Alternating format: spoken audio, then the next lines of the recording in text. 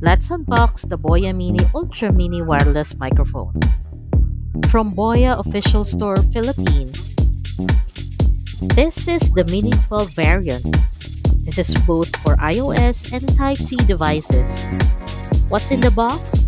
It contains Boya Mini transmitters, 2 pieces, Boya Mini receiver, 2 pieces for iOS and Type-C, Boya Mini charging case, carrying case or carrying bag, and the charging cable. It also has a warranty card and a quick start guide. Let's check the quick start guide.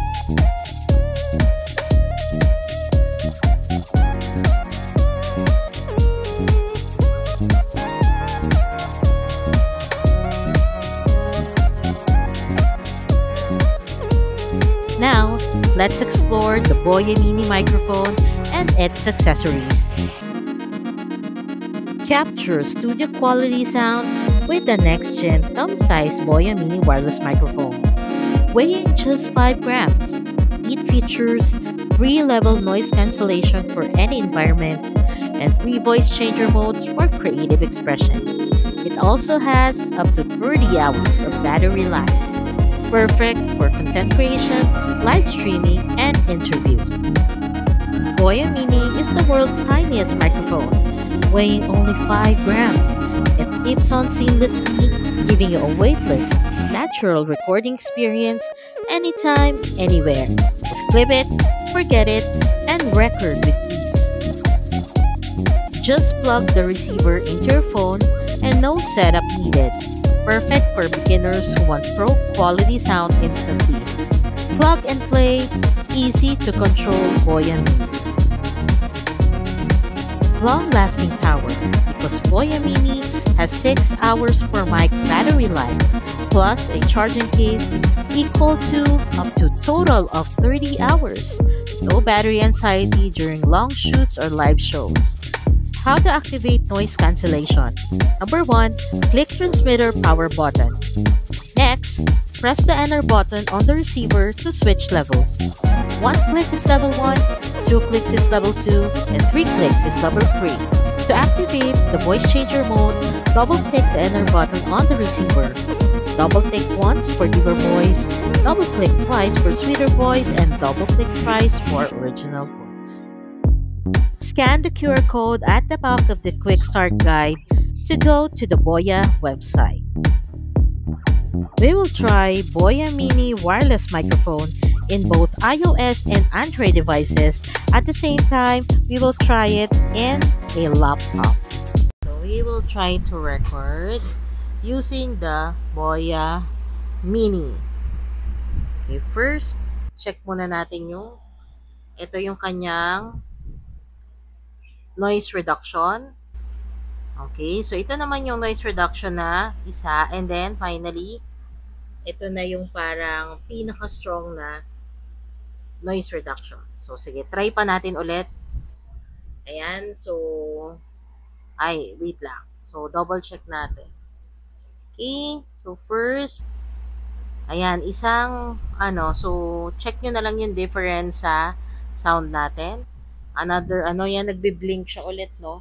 So, makikita natin na dapat may change. And then, ayan, 3 yung nag-blink. So, supposedly, ito yung pinaka-mas strong na noise reduction. Now, let's check yung kanyang voice changer. Okay? So, ito yung, I don't know kung ano, no? Ayan.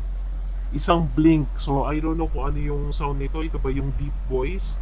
Makikita natin yung change. Isa pa. So ito, I don't know kung nag-change siya sa parang parang mas maliit or matinis na voice. And then finally, ito, I guess this is the original voice. So, I don't know kasi 3 yung blink na blue.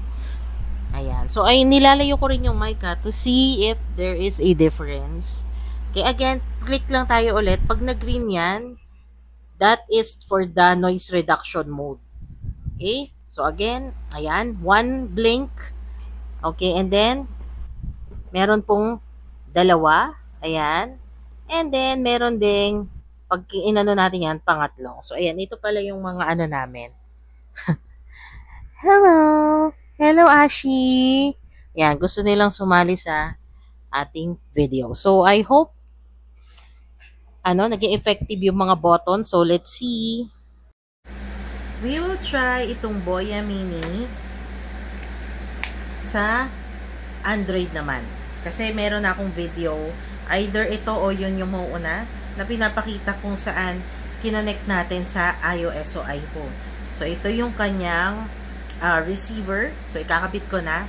So, tignan natin yung difference, ha. Alright. Yung mic. So, not sure kung kita ba siya. Na ano na siya. Actually, naka-ano na siya. May blue light na kasi naka-pair na siya. So, may change ba? I don't know kung may change. Makikita natin yan mamaya sa recording. Now, ang ano natin, itatry natin yung noise reduction. So, pipindutin natin ng isa. Medyo may makikita kayo. Ayan, may green. Okay, pipindutin ko naman dito. Okay, pindutin ko dito sa phone. Isang pindot. Okay, so yan, level 1. Mapapansin nyo pa yung tunog ng, medyo maingay tunog ng aircon or fan. Pindutin natin na isa ulit. So, nagkaroon ba ng improvement? Okay, so yan dapat. And then, try pa natin ng isang pindot.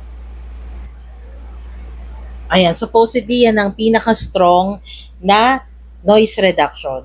Ngayon, try naman natin yung voice changers. So, pipindutin natin ng 2 beses yung sa receiver naman. Ayan, wait lang Teka lang. Nagsishake kasi. Ayan.